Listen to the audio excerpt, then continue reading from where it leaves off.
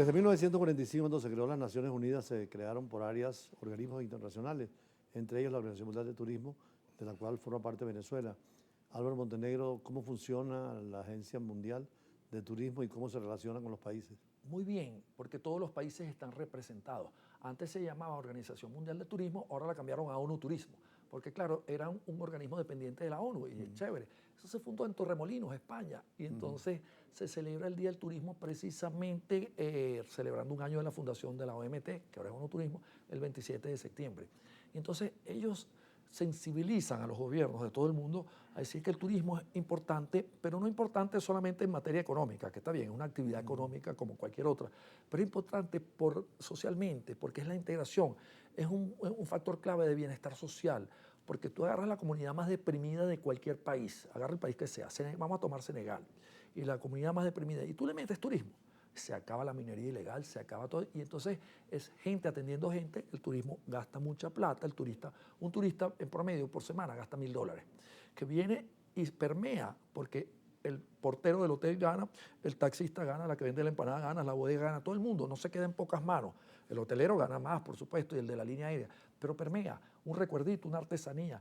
Entonces, la Organización Mundial de Turismo, ahora ONU Turismo, trata de sensibilizar a los gobiernos, a los sectores privados, a todo el mundo, a decir que el turismo es importante. Si existiera el turismo, no existieran guerras. Usted se imagina que los surcoreanos pudieran hacer turismo en Norcorea, en Corea del Norte, que son primitos y pueden pasar esa frontera. Árabes y judíos también. Árabes y judíos. De hecho, empezó ahora con los acuerdos de Abraham, intercambio turístico fundamentalmente. Eso es lo que une a la gente, cualquier frontera. Las fronteras son organismos vivos prácticamente, la frontera de Colombia y Venezuela, en Cúcuta y tal. Si tú dejas, si pones un muro ya complicas la cosa. Pero si uno deja que la gente solita, eso me decía un amigo que vivía en el Táchira, mira, cuando los médicos de Cúcuta son mejores, nos vamos allá a Cúcuta, y cuando los de aquí son mejores, nos vamos. Esa es una integración social espectacular, porque la gente le gusta, Papá Dios nos hizo gregarios, le gusta conocer gente. Entonces, qué divino, el turismo ayuda a integrar. Entonces, ¿quién es el que decía que cuando tú viajas te das cuenta de que todo el mundo tiene una idea equivocada de un país? Cuando lo conoces, te das cuenta que uno desde afuera se pone, no, que ese El país... caso de Venezuela, para mucha gente en el exterior hay una imagen terrible, y evita el turismo que necesitamos. Y cuando vienen se quedan todos locos. Usted no ha visto embajadores, esos influencers que salen, oye, pero yo creía y me habían dicho que esto y esto y esto. Se quedan locos, porque lo mejor es conocer. Lo mejor no es creer mucho en la gente, sino tener esa curiosidad de conocer. El turismo es maravilloso para integrar. Y tenía un amigo político, amigo de los dos, no vamos a decir el nombre, que él decía, oye, pero es que el turismo es mejor que un psiquiatra, porque uno tiene que tomar vacaciones una vez al año. La señora que descanse, que no tenga que cocinar para los niños y para el esposo, y se vaya a un hotel a que la atiendan a ella. Eso es mejor que un psiquiatra, porque es una válvula de escape, y es una playa en Margarita, en Morrocoy, en donde quieran, en Falcón. Es necesario como salud mental el turismo, créanme. Ahora, ¿qué universidades en Venezuela, que tú sepas, porque tú has sido profesor, están incentivando esa formación para directores, administradores de turismo? Hay muy buenas. La Nueva Esparta es número 1. Ellas tienen una carrera de 5 años que se llama licenciado en Administración de Empresas Turísticas, que es guau, pero es lo máximo. Está a un nivel más operativo el Hotel Escuela en Mérida, que es muy bueno, la Universidad Simón Bolívar, del núcleo editorial, y hay una cantidad de estudios de institutos tecnológicos como la Abrego de Espucio y tal, que forman unos muchachos espectaculares en turismo. Pero ¿saben lo más bonito, embajador? Que ahora hay una vocación que no teníamos en mi generación. Venezuela, ¿se acuerdan? No tenía vocación turística. Nosotros éramos los nuevos ricos de América Latina, y al nuevo rico no le gusta atender, le gusta que lo atiendan. Entonces nosotros éramos está barato, dame dos, y nos íbamos para Miami. Estos chavos que han pasado una realidad diferente están dispuestos a atender, pero con una sonrisa en los labios y con mucho orgullo profesional.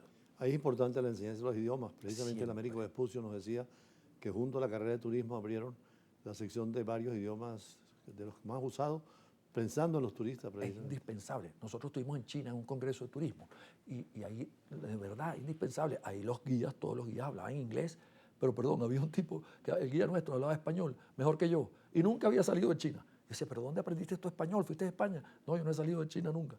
Pero son unos duros. ¿Por qué? Porque son guiaturas, son gente que tiene esa vocación turística.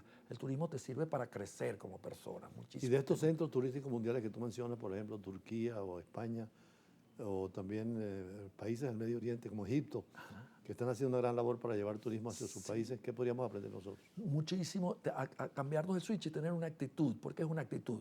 ¿Qué dice Turquía? Ellos no son tontos. Si yo recibo turistas, oye, me entran divisas frescas. Egipto, México. México recibe unos 20 millones de turistas al año. México, que es tan bello y que tan... O sea, es un cambio de actitud, de paradigma. Porque si uno ve el turismo como una rochelita, ay, vienen estos tipos ahí con unos blue jeans y unos zarcillos. No, Cuba, que puede ser mejor ejemplo que Cuba. Cuba no puede dar clases, todo. República Dominicana, Aruba, todos los que se dan cuenta que el turismo es importante para crear bienestar social en el país que recibe turistas, lo apoyan y lo único que hay que hacer es apoyar. Aquí hay sector privado y sector oficial tienen que ir de la mano, no se pueden ir por En separado. la parte privada, ¿cuáles son las estructuras que hay de turismo en Venezuela? Buenísima. Conceturismo es el Consejo Superior de Turismo. Ahí está todo el sector privado, todos los hoteleros de Venezuela, posaderos, líneas aéreas, agencias de viajes, guías turísticos, cámaras de turismo. Ellos se reúnen para conversar sus intereses comunes. Su única preocupación es cómo hacemos para atraer más turistas a Venezuela, para fomentar el turismo en Venezuela. Por cierto, aunque estás hablando de este tema, no podemos dejar de lado el turismo religioso. Sobre todo ahora Roma, que va a ser un centro con las canonizaciones de estos dos santos venezolanos. Ese es el mejor turismo que hay, el turismo religioso. Bueno, hay unos paquetes ahora para ir a Roma. Embajador, tenemos que ir todos a ver si podemos ver en Roma esa canonización. Primera vez que un país latinoamericano tiene dos canonizaciones el mismo día. El turismo religioso mueve montañas como la fe. Fíjense que los musulmanes tienen una peregrinación que hacer una vez en su vida, que es ir a la Meca y darle la vuelta a la roca. Nosotros también deberíamos tener una peregrinación. Obligado para ellos entre los pilares del Islam. Por lo menos una vez en la vida. Sí. Nosotros también deberíamos instaurar que por lo menos una vez en la vida tenemos que ir a la Virgen de Coromoto, no sé, y eso es turismo, a donde sea, al santuario de la Virgen de Belén. Bueno, mira, la Feria de la Divina Pastora, embajador. O sea, ahorita con José Gregorio, que es el gran unificador de Venezuela en este momento, que necesitamos unión, y la madre Carmen Rendiles también. Oye, este es el momento de hacer turismo religioso, que es bello. El turismo religioso, la fe mueve montañas. Muchos venezolanos irán a Roma seguramente a este acto, ¿no? Eso parece que está lleno los paquetes. Que además José Gregorio ya pasó la frontera, ya no solamente venezolanos, sino latinoamericanos, y en todos los altares del mundo pueden ya invocarlo. Qué belleza, un santo. Y un sabio además. Además un sabio y además un gran científico, que a veces es raro, porque oye, él estudió en París su medicina, es un tipo que... No, el turismo religioso es una belleza. Hace poco entrevistamos aquí a la directora del centro Nexus, que es un café muy interesante porque es religioso, pero se convive allí para hablar de todos los temas. Y en ese ambiente religioso es mucho más fácil, el diálogo, la negociación. Claro, el diálogo. Es que, fíjese, eso es lo bonito del turismo. El turismo da para todo, el turismo religioso, que es bello, el cultural, el gastronómico, el de observación de aves, el deportivo. Ahora tengo que entrevistar a unas señoras que hacen nado en aguas abiertas y cruzan el Orinoco. El turismo da para todo porque es la gente, eso está inherente en el ser humano, esa curiosidad de viajar. ¿Se acuerdan que René Descartes decía que viajar era como leer los libros escritos por los hombres más sabios de la humanidad? Y imaginar todos los países y todos los continentes. Es que uno aprende tanto viajando, pero sin darse cuenta. No es un profesor que le enseña a uno, viendo, escuchando una música, probando un sabor diferente, uno aprende. Porque hace poco decía alguien que era, cuando se viajaba, era mejor ser peregrino que turista. Claro, porque el peregrino va conociendo más los sitios. El turista es más momentáneo. Mire como el Camino de Santiago, me recordó que es turismo religioso. Lo has hecho, ¿no? El Camino de Santiago sí, pero lo he hecho un poco medio flojo, porque hay gente que lo hace 300 kilómetros, yo lo he hecho caminandito, tengo unos amigos que lo hicieron en bicicleta, en caballo, pero eso es bellísimo, y se convierte uno en un peregrino. Bueno, Italia, que tenemos la foto ahí, la imagen, es un centro mundial de turismo también, ¿no? Turismo religioso espectacular, hacer un paseo por Roma y las iglesias, pero seguir muy lejos. Para histórico también. Las 7 templos de la catedral aquí en Caracas en Eso, Semana mucha Santa. gente está... Entonces, imagínate que uno haga allá, oye, con esas iglesias tan espectaculares en Roma, que todas son una más bella que la otra. Entonces, el turismo religioso, bueno, las catacumbas esas, donde estaban los primeros cristianos ahí metidos debajo de la tierra. La verdad es que el turismo es una belleza, da para todos y sobre todo integra al ser humano.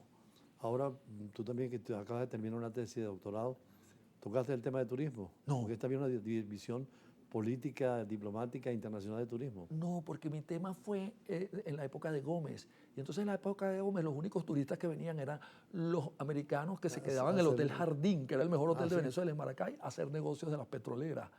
Y esos eran básicamente los turistas que venían. No, y el venezolano tampoco salía al exterior, no había facilidades. Tampoco. Y los que iban a Europa, y básicamente no de turismo así, sino los estudios. Mandaban al muchacho José Gregorio Hernández, por ejemplo, que fue a estudiar medicina en Francia. Entonces mandaban, a lo mejor no habían tantos cupos aquí en la universidad aquí, entonces los mandaban para Europa, los que tenían plata para eso. Meridiano, ¿en qué forma, ahora que eres responsable de ese canal de televisión, promueve también el turismo en base al deporte? Porque hay también turismo deportivo muy grande. Mucho, parece mentira lo que mueve el deporte. Fíjate, la broma del Vinotinto aquí en Maturín, eso fueron miles de personas, entonces las agencias de viajes organizaban tour ida y vuelta para no quedarse a dormir porque todos los hoteles estaban llenos. Entonces el deporte mueve muchísimo turismo. Un mundial de fútbol, por eso es que se lo pelean, unas olimpiadas.